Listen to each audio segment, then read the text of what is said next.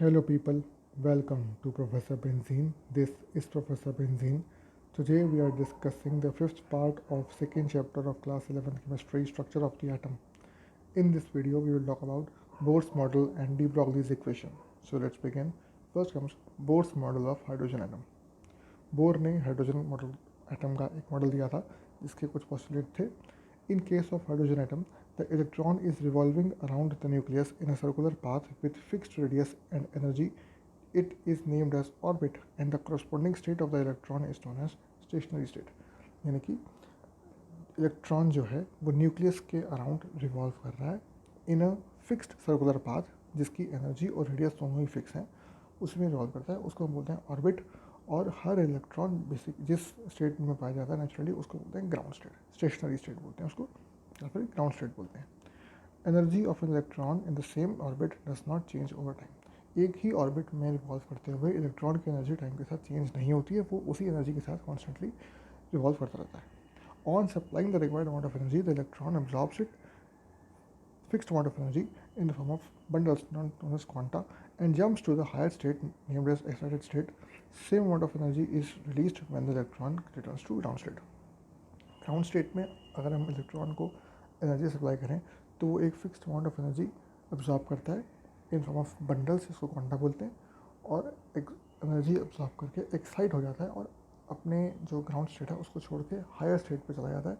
इसको बोलते हैं एक्साइटेड स्टेट, यानी कि अपनी ऑर्बिट छोड़ के अगली ऑर्बिट में उससे आगे निकल जाता है. That's called excited state. और जब वो एक्साइटेड स्टेट से वापस ग्राउंड स्टेट पे आएगा तो उतनी ही एनर्जी रिलीज़ करेगा जितनी उसने अब्जॉर्ब की थी हायर स्टेट पे जाने के लिए. Only those energy orbits are permitted to electron in which the angular momentum of the electron is a whole number multiple of Planck's constant. यानी कि उसी ऑर्बिट में इलेक्ट्रॉन जो है एनर्जी ऑर्बिट में रह सकता है जहाँ पर angular momentum of electron is whole number multiple of Planck's constant. Electron का एंगुलर मोमेंटम प्लैंक्स कांस्टेंट के होल नंबर मल्टीपल होना चाहिए. उसी ऑर्बिट में एनर्जी ऑर्बिट में इलेक्ट्रॉन जो है वो जा सकता है. Energy of its ground state is the most important property of an electron. Ground state में इलेक्ट्रॉन की जो एनर्जी है वो बहुत ही इंपॉर्टेंट प्रॉपर्टी है अंडर स्टडी. अब बोर का जो मॉडल था उसके पोस्टुलेट पढ़ लिए. उसके फ़ायदे क्या थे इस मॉडल के? It explain the stability of an atom. Energy does not change, hence the stability of the atom was explained. The theory was use to derive Balmer's formula. Balmer's formula भी derive हुआ इसी के through. और it helped in calculating the energy of an electron of H atom. Hydrogen atom के एक electron की जो energy होती है उसको कैलकुलेट करने में भी बोर्स मॉडल हेल्पफुल साबित हुआ. अब नुकसान क्या थे इस मॉडल के? It could not explain the atomic spectra of hydrogen containing multiple electron atoms. एक से ज़्यादा इलेक्ट्रॉन वाले एटम का जो स्पेक्ट्रा था वो एक्सप्लेन नहीं कर पाया. It only predicts one spectral line for the electronic transition between two energy levels.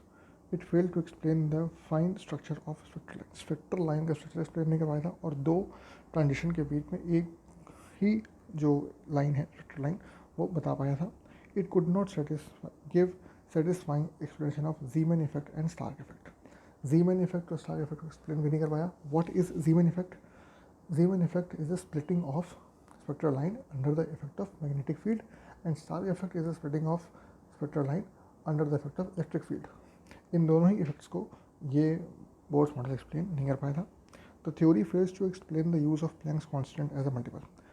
Planks constant इसमें बोला कि whole number multiple of Planck's constant होगा उसी ऑर्बिट में अलाउड हो गया ना इलेक्ट्रॉन. तो प्लैंक्स कांस्टेंट को क्यों यूज़ किया गया वहाँ पर ये एक्सप्लेन नहीं कर पाया था. It failed to explain the shape of the molecules and also de Broglie's relation and Heisenberg's principle were major blows to Bohr's theory. Shape of the molecule also explain नहीं कर पाया था और बाद में आने वाले de Broglie's relation and Heisenberg's uncertainty principle ने इस मॉडल को पूरी तरीके से डिस्कार्ड कर दिया था. Next come de Broglie's equation. De Broglie in 1924 stated that all moving material particles possess both particle as well as wave nature.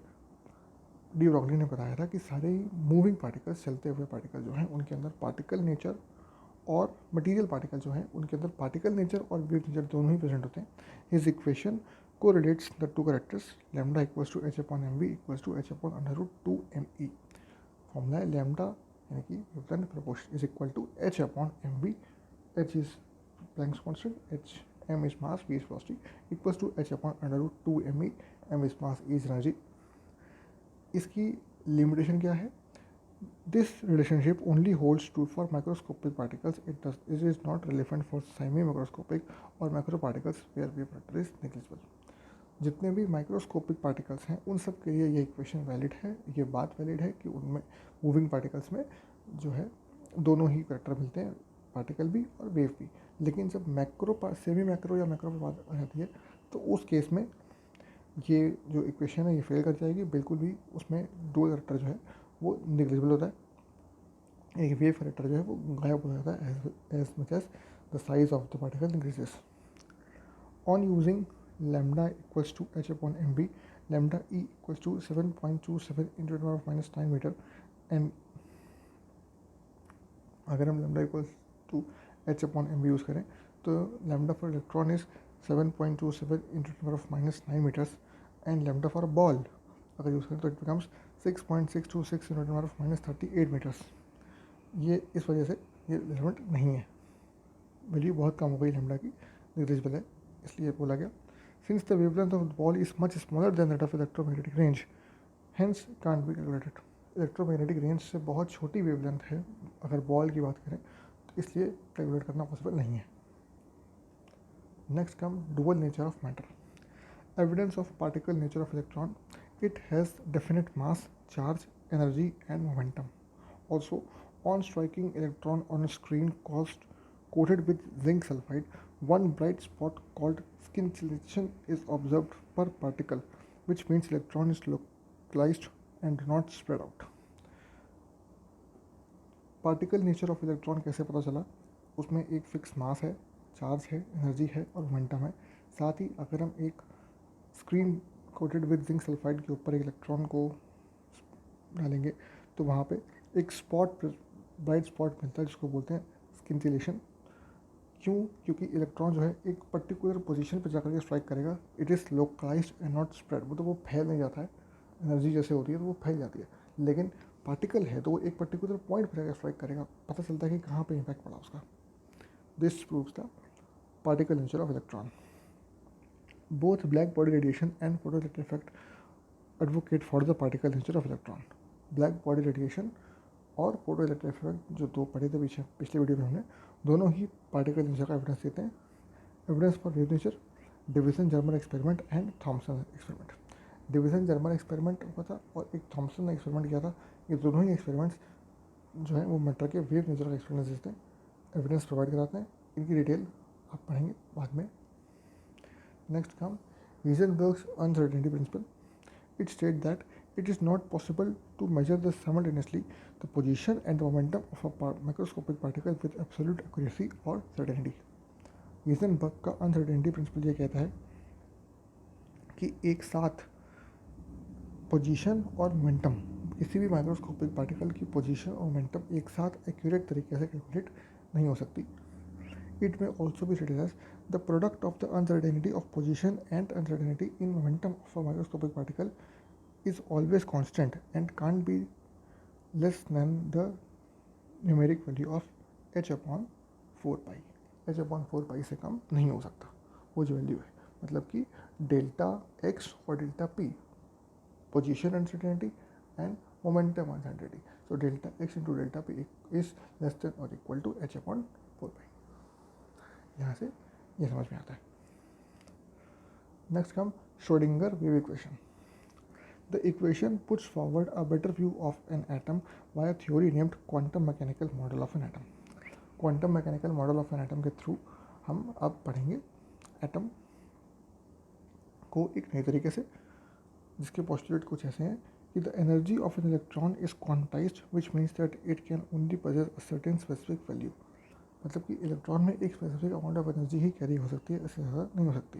The quantized energy levels in which the electron can be present are given by the solution of the Schrodinger wave equation. कितनी energy electron में present हो सकती है किस समय, इसको calculate करने के लिए श्रोडिंगर वेव इक्वेशन को अगर हम सॉल्व कर लें तो इसका आंसर मिल जाता है. इसका सॉल्यूशन और ये इक्वेशन हायर स्टडीज के लिए आती है. Next come path of the electron is only predicted Its exact value is unknown as stated by Heisenberg. It ultimately leads to the concept of atomic orbitals. मतलब कि electron का जो path है वो सिर्फ प्रिडिक्ट किया गया है, एक्यूरेटली नहीं पता है, जो कि हीजनबर्ग अनसर्टेनिटी प्रिंसिपल से मैच खाता है, और इसीलिए बाद में इसको एटॉमिक ऑर्बिटल का कॉन्सेप्ट यहीं से जनरेट होता है. मतलब एग्जैक्ट पोजीशन नहीं पता तो कहाँ पे इलेक्ट्रॉन मिलने के चांसेस ज़्यादा है, उस बेस पे एटॉमिक ऑर्बिटल का एक कॉन्सेप्ट आगे आएगा. In each orbital the electron possess definite energy and it can't have more than 2 electrons. Her orbital में एनर्जी की वैल्यू, हर ऑर्बिटल में जो इलेक्ट्रॉन्स हैं उनकी एक सर्टेन एनर्जी होती है, और किसी भी ऑर्बिटल में मोर देन 2 इलेक्ट्रॉन्स पॉसिबल नहीं होते. The probability of finding the electron at a position is proportional to the square of the wave function. It is called probability density and possess a positive value. Xi square से इसको generate करते हैं, उसको बोलते हैं probability density. किस position पे electron मिलने के चांसेस सबसे ज़्यादा हैं, हाई हैं, उसको बोलते हैं xi स्क्वायर से जनरेट करेंगे, बोलेंगे उसको विच इज़ वेव फंक्शन, उसका स्क्वायर होता है, और बोलते हैं प्रोबेबिलिटी डेंसिटी, और जो कि हमेशा पॉजिटिव होती है क्योंकि पोजीशन कांट बी नेगेटिव. तो दोस्तों इस वीडियो में इतना ही. अगर ये वीडियो आपको पसंद आया, अगर ये वीडियो आपके काम का था, प्लीज़ इसे लाइक करिए, चैनल को सब्सक्राइब करिए, इस वीडियो को अपने दोस्तों के साथ स्कूल में, कोचिंग में, सब जगह शेयर करिए ताकि उन्हें काम आ सके. मिलते हैं अगले वीडियो में नए टॉपिक के साथ बहुत जल्द. Thank you very much.